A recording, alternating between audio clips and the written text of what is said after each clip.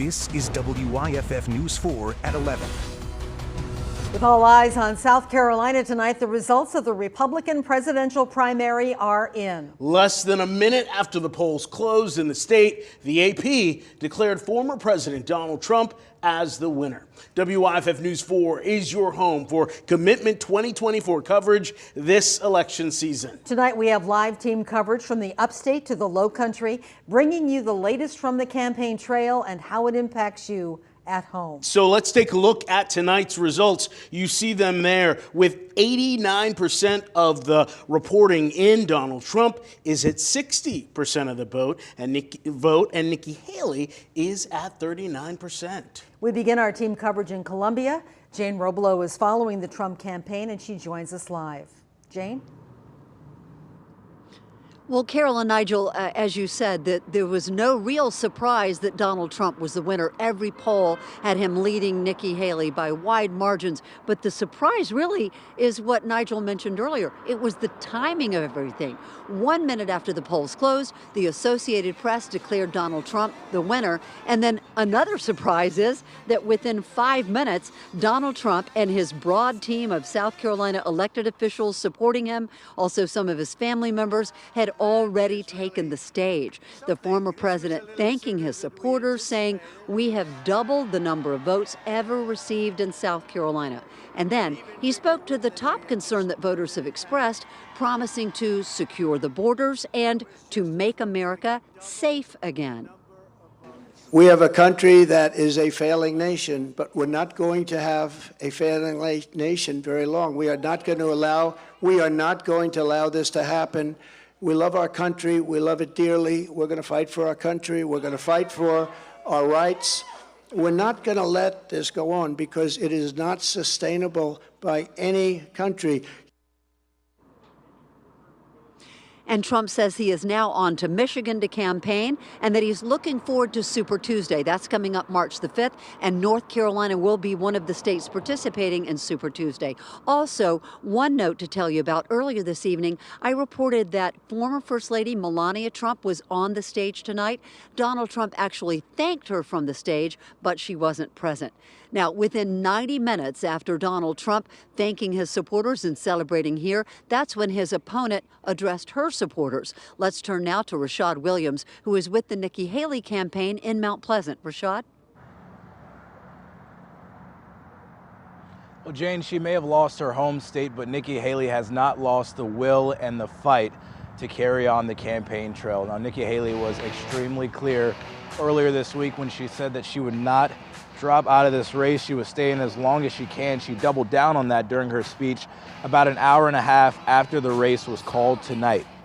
Many people speculated maybe tonight would be the night that she'd drop out of the race, but clearly that was not the case. During her speech, she congratulated Donald Trump and also thanked the voters of South Carolina.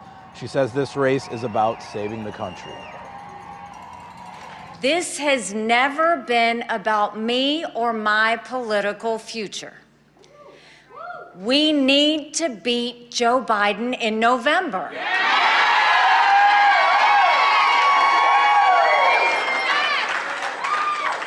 I don't believe Donald Trump can beat Joe Biden. Nearly every day, Trump drives people away, including with his comments just yesterday.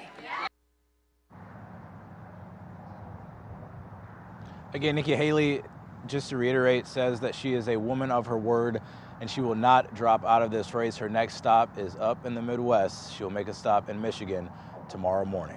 Carol, Nigel. Rashad, thank you. One of the key counties in this race was Greenville, and we are learning that results will take longer than expected. Carlos Flores joins us live from the Greenville County Election Office with the latest on what's happening there. Carlos, what can you tell us? Well, good evening there, Nigel and Carol. According to voting officials, it was smooth sailing all day, pretty much until now, where things are sitting at a standstill. We learned that an encrypted thumb drive with votes on it corrupted, causing a delay in vote counting. Now, this thumb drive given by the State Election Commission with votes, had votes from the McAllister Square early voting precinct. Now, election officials say it's the second largest precinct in the state. Now, we know more than 69,000 votes were cast by 7 p.m. tonight, not including the 23,000 early votes. Now, all these votes cast at this particular precinct will need to be recounted. Our ballots were not separated by DS200, so instead of having to read half those, we have to read all of them. So all 9,000 ballots will have to be reread tonight. Now, Belangi says there's no set timetable when they expect to have all these ballots recounted because they have to go through all the paper ballots one by one. But for now, live in Greenville County, Carlos Flores, WYFF News 4. Thank you. We are joined now by political analyst Brent Nelson. And Brent, what is your takeaway from tonight's Republican primary results? Well, I think there's good news for both candidates. Donald Trump won big, but he didn't win as big as some of the polls were showing. And so I think Nikki Haley gets something out of this, that she scored about 40% of the vote.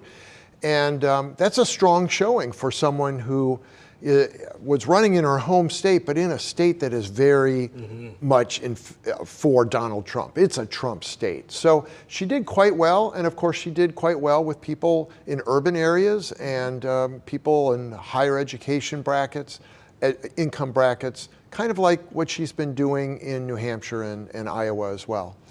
One thing did jump out at me. Tonight, Nikki Haley said, quote, "Americans have the right to a real choice, not a Soviet-style election with only one candidate." What is she saying there? Well, that's probably a little overblown, but what she's trying to reiterate that this isn't a coronation, this is an actual campaign, and she is the one that is going to keep Donald Trump accountable. And I think a lot of people do like to have at least some kind of competition in their races, and so she's barreling on to the Super Tuesday states, Michigan, and then the Super Tuesday states, which are 15. Yeah. You think the money will keep flowing in for her? The money has to flow in or she can't keep going. And so that's going to be a key conversation, I'm sure, in the next few days as to whether her donors want her to continue a campaign that really has no chance of actually leading to victory at the convention in the summer. Brent Nelson, thank you very much. More from you later in the newscast. And coming up in just a few minutes, Brent will break down what's next for the candidates as we head to Super Tuesday. Well, over 47,000 people in Spartanburg County overwhelmingly voted for former President Trump on primary night. Our Ray Urena joins us live from election headquarters with more on this. Ray? Well, Nigel and Carol, Spartanburg County finished their initial vote count just before 9:30 tonight, and just over 23% of registered voters in the county took part in today's GOP primary. Now, throughout the night, Trump's numbers would rise to nearly 70%, with over 33,000 people voting for him. Former Governor Nikki Haley finished with just under 30%, getting just under 14,000 people voting for her. One man who voted for Trump says the former president's legal troubles may help him in November's general election, but Haley's supporters hope she continues to stay in the primary race beyond Super Tuesday. I would think that it's just going to make more people rally behind him. I think even some people that are on the other side. These days we just have limited political contenders that I just believe in and want to stand behind, and she's one of them.